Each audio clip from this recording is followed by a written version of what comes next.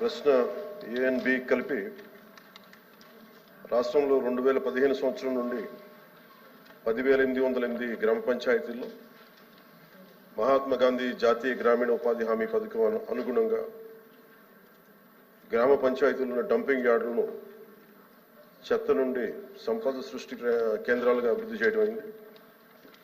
మిగిలిన 2,518 గ్రామ పంచాయతీలు ఈ రోజుకి చెత్త నుండి సంపద సృష్టించే కేంద్రాలు లేవు. మూడో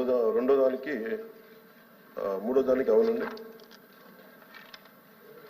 జిఓఎంఎస్ నెంబర్ 17 పిఆర్&ఆర్డి పంచాయత్ శాఖ 23/3/2017 ప్రకారం ప్రభుత్వం అన్ని గ్రామ పంచాయతీల్లో యుద్ధ ప్రాతిపాదికన ఘన వ్యర్థ సంపద నిర్వహణను అమలు చేయాలని ఆదేశించింది. మరి మునుపటి డంపింగ్ యార్డును చెత్త నుండి సంపద సృష్టి కేంద్రాలుగా మార్చడం అయింది. ఈ కింద కార్యాచరణ ప్రణాళిక సిద్ధం చేయబడింది, మరి ప్రస్తుతం అమలు చేయబడుతుంది. ఇప్పటి వరకు ఎస్డబ్ల్యూపీసీలు నిర్మించని 2,518 గ్రామ పంచాయతీల్లో 2025-26 సంవత్సరాల్లో నిర్మాణాలు చేపట్టబడుతున్నాయి. అలాగే రాష్ట్రంలో నిర్మించిన 10,808 ఎస్డబ్ల్యూపీసీలో 9,342 పనిచేస్తున్నాయి. పూర్తిగా పనిచేసేవి 5,556, పాక్షికంగా పనిచేసేవి 3,826. పాక్షికంగా పనిచేసే 3,826 ఎస్డబ్ల్యూపీసీలు మార్చి 25 నాటికి పూర్తిగా పనిచేసే స్థితికి అప్గ్రేడ్ చేయబడతాయి. 1,426 పనిచేయని ఎస్డబ్ల్యూపీసీలని మార్చి 2025 నాటికి పనిచేసే స్థితికి పునరుద్ధరించడం అవుతుంది. రాష్ట్రంలోని గ్రామ పంచాయతీలకి చెత్త నుండి సంపద సృష్టి కేంద్రాలుగా క్రమం తప్పకుండా నిర్వహించేందుకు వీలుగా ప్రభుత్వం అవసరమైన అన్ని చర్యలు తీసుకుంటుంది. తద్వారా 2026 చివరి నాటికి అవి స్వయం సమృద్ధిగా మారుతాయి. కేంద్ర 15వ ఆర్థిక సంఘం నిధులు మరియు గ్రామ పంచాయతీలు సాధారణ నిధులు ఎస్డబ్ల్యూపీసీల కార్యకలాపాలు మరియు నిర్వహణకు కేటాయించబడ్డాయి. ఏపీ మార్క్ఫెడ్ భాగస్వామ్యంతో వర్మీ కంపోస్ట్ విక్రయాన్ని ప్రోత్సహించడం అవుతున్నది.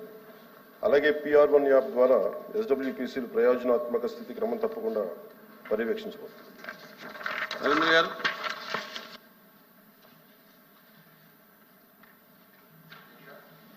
అధ్యక్ష, ముందుగా ఉప ముఖ్యమంత్రి పవన్ కళ్యాణ్ గారికి ఉప ముఖ్యమంత్రిగా అయిన ఒక సందర్భంగా అభినందనలు మరి మీ ద్వారా తెలియజేస్తూ, డంపింగ్ యార్డ్ అనేది ప్రజల జీవన ప్రమాణాలకి జీవన పరిస్థితులకి చాలా అవినాభావ సంబంధం ఉంది అధ్యక్ష.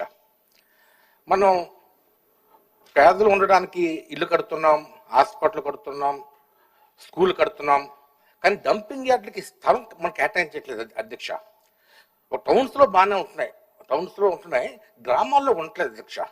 గ్రామాల్లో డంపింగ్ యార్డులు లేకపోవడం మూలంగా అందరూ కూడా ఆ చెత్తని రోడ్డు పక్కన వేయడం, కాలువ పక్కన వేయడం, వీధుల్లో వేయడం, ఈ విధంగా చేయడం మూలంగా అక్కడ విపరీతంగా సాగ్రిగేషన్ చేయకపోవడం మూలంగా అదంతా కలుషితం చెంది దాని ద్వారా అంటు రోగాలు విపరీతంగా వస్తున్నాయి. ఇంకా అధ్యక్ష, ఇది ఫండమెంటల్ రెస్పాన్సిబిలిటీ, ప్రాథమిక బాధ్యత. స్వచ్ఛమైన నీరుతో పాటు గ్రామాలు స్వచ్ఛంగా శుభ్రత ఉండటం చాలా ఇది మనందరి బాధ్యత. ఓకే, ఈ ప్రభుత్వం రాగానే గౌరవ సభ్యులు లేవనెత్తింది, అసలు ఇంత చెత్త కలెక్ట్ అవుతూ ఉంది. మెయిన్ మనకున్న సమస్య మనకి సరైన స్థలాలు లేవు దానికి సేకరించడానికి. వీటన్నిటిని దృష్టిలో పెట్టుకొని మన అధికారులతో కూడా కూర్చొని చెప్పింది ఏంటంటే, ఇప్పుడు మల్టీగ్రేడ్ వాటర్ స్కీమ్ లాగా అసలు మొత్తం మండల్ హెడ్ క్వార్టర్స్గా ఉండి మెయిన్ ఈ డంపింగ్ యార్డ్స్కి సంబంధించి ప్రతి గ్రామం నుండి ప్రత్యేకంగా కొన్ని బండ్లు పెట్టి చెత్తను సేకరణ, ఎందుకంటే కొన్ని గ్రామాల్లో స్థలాల సేకరణ కొంచెం కష్టంగా, ఎందుకంటే కనీసం స్కూల్స్కి కూడా సెంట్ భూమి లేని గ్రామ పంచాయతీలు ఉన్నాయి అధ్యక్ష. అందుకని ప్రత్యేకించి మేము ఆలోచిస్తుంది ఏంటంటే, ప్రతి ఒక 10-12 గ్రామాలని ఒక ఉమ్మడిగా తీసుకొని వాటికి సంబంధించి ఒక కామన్ డంపింగ్ యార్డ్ని తీసుకొని ప్రతిపాదన చేస్తున్నాం అధ్యక్ష. దీన్ని కొద్ది రోజుల్లో మీకు దీని మీద ఒక సమగ్రమైన వివరాలు తెలియజేస్తాం. బట్ ఖచ్చితంగా ఈ సమస్యను గుర్తించాం. ఇది మనందరి బాధ్యత, will take it forward. Question number 13502 deputy chief minister గారు.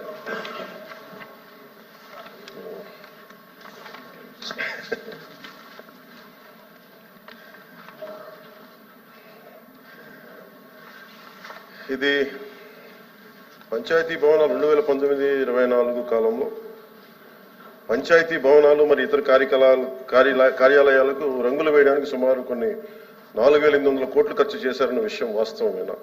ఇలాంటి 2-3 ఉన్నాయి అధ్యక్ష.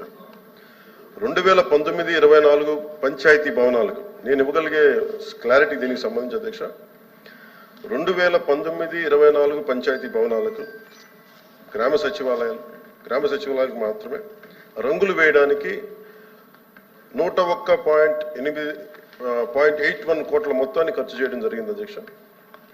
రంగులు వేయడానికి ఖర్చు చేసిన మొత్తంలో 49.8 కోట్ల మొత్తాన్ని పెయింటింగ్ వేయడానికి, 52.73 కోట్ల మొత్తాన్ని భవనాలకు ఉన్న పెయింట్ని తొలగించి మళ్ళీ తిరిగి రంగులు వేయడానికి ఖర్చు జరిగింది.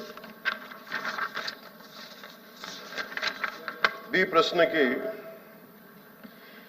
అది అన్ని కార్యాలయాలకు సార్, నేను చెప్తాను ఓన్లీ పంచాయతీ భవనాలకు.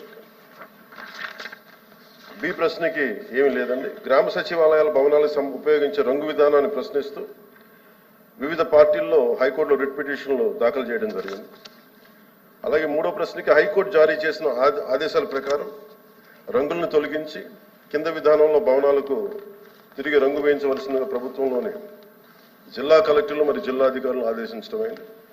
గ్రామీణ గిరిజన రంగోళీ పెయింటింగ్ యొక్క విలక్షణమైన లక్షణాలతో టెర్రకోటా రంగులకు పైన 8 అంగుళాల వెడల్పు గల బోర్డర్ డిజైన్తో నేల నుండి 2.5 అడుగుల ఎత్తుతో భవనాల భాగంలో హాఫ్ వైట్ రంగుకు మరియు దిగువన టెర్రకోట రంగు వేయడం.